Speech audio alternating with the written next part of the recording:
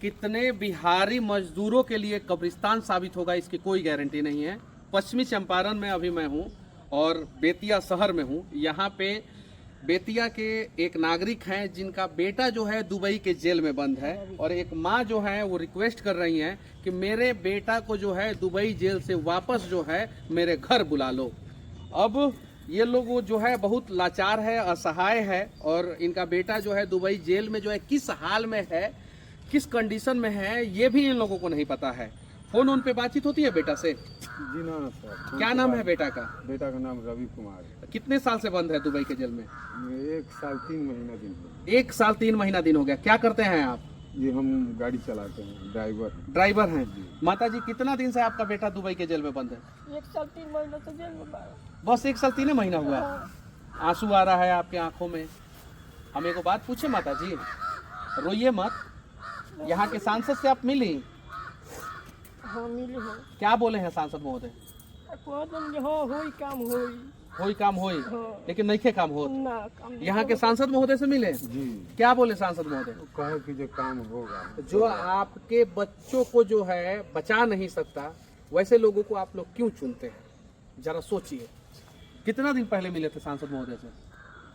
2-3 महीना दिन हो गए। बस इतना ही दिन हुआ।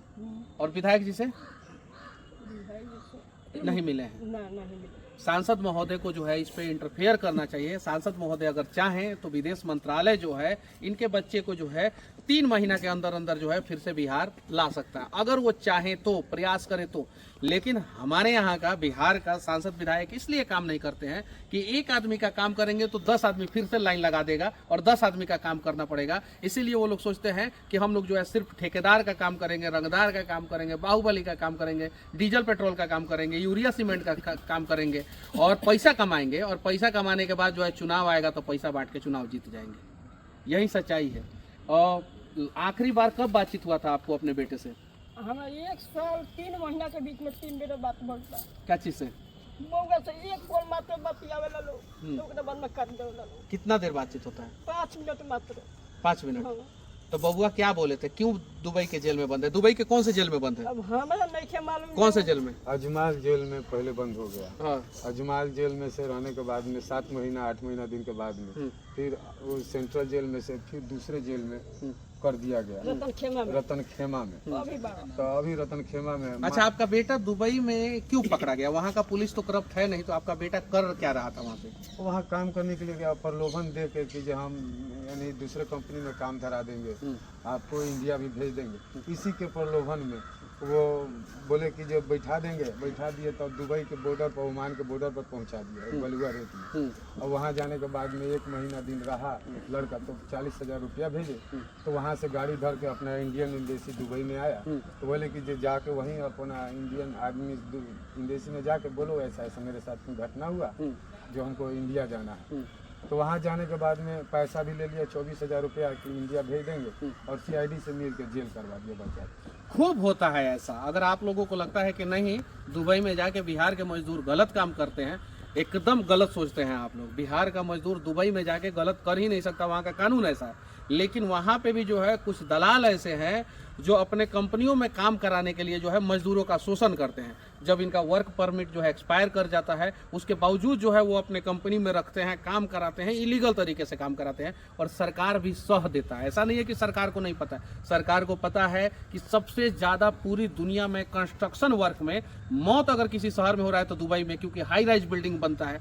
वहाँ पर अगर कोई मजदूर हाई राइज बिल्डिंग से गिर के अगर मर भी जाता है तो भी जो है उसको जो है कोई मुआवजा नहीं मिलता। अगर आपको नहीं जानकारी है तो आप पता कर लीजिए, यूट्यूब पे अनेकों वीडियो है।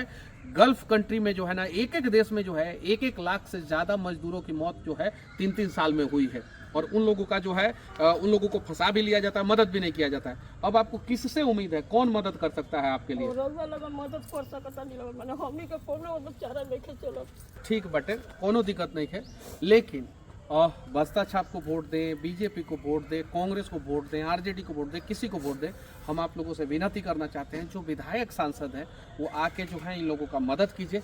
हम लोग भी जो है आवाज़ उठा रहे हैं, और जो लोग वीडियो देख रहे हैं, अगर एक माँ के आंखों का आंसू आप लोग पोंछना चाहते हैं तो कृपया कर इस वीडियो को शेयर करके दूर तक पहुँचाइए, ताकि जो है माता जी को जो है मदद मिल सके और इनका बेटा जो है वापस घर आ सके।